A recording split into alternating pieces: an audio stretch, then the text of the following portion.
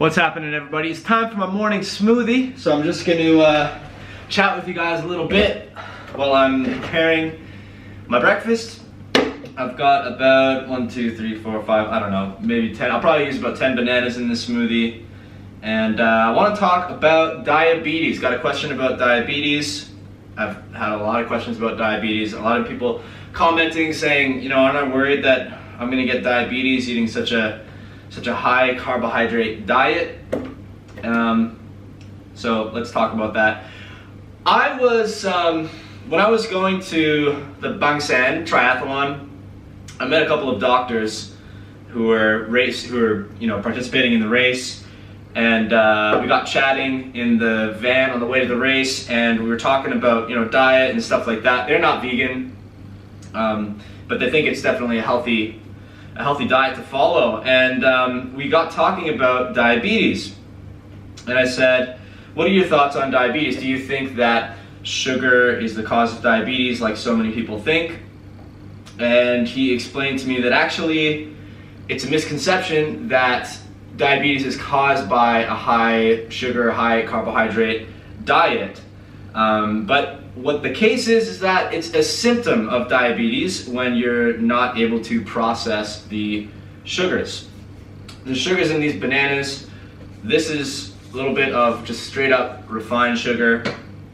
And people who have diabetes, what happens is they get longer periods of high blood sugars. So after eating a meal, yeah, my blood sugar is going to go up after eating this meal. After any meal that you eat, unless you eat a meal that's completely devoid of carbohydrates, unless you're eating like a meal of oil or something, then your blood sugar is going to go up after the meal. The question is, how quickly does your blood sugar come back down? Does it stay elevated for a long time, which is what happens when you're diabetic, or does the sugar get processed, gets turned into glycogen into the muscles, and you're able to use it as fuel?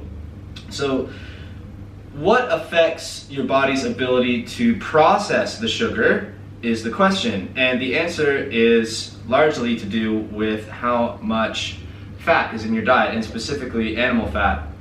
So what they found, and what I recommend to anybody who's interested in learning about diabetes, maybe you're diabetic already, is check out Dr. Neal Barnard. I'll put a link to his website down below. He is a plant-based doctor who specializes in, I think he basically knows about everything that has to do with diet and health, but he has written a book on diabetes, which is I would highly recommend.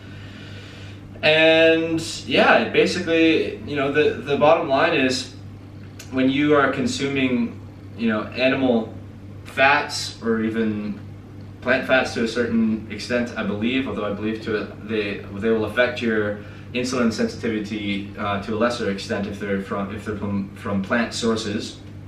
But yeah, if you're eating a diet that's high in animal products, animal fats, then they essentially prevent the insulin from processing the sugar. So you've got what's the word I'm looking for?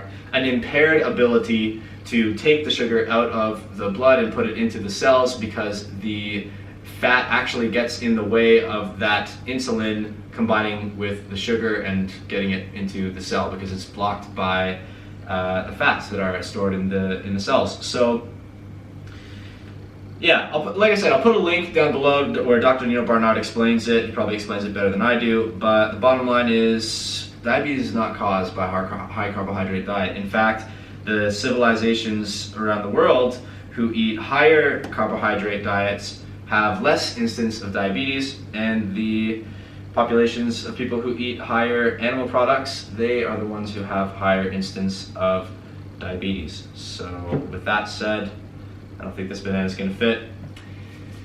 I'm going to add some almond milk, vegan almond milk, to this.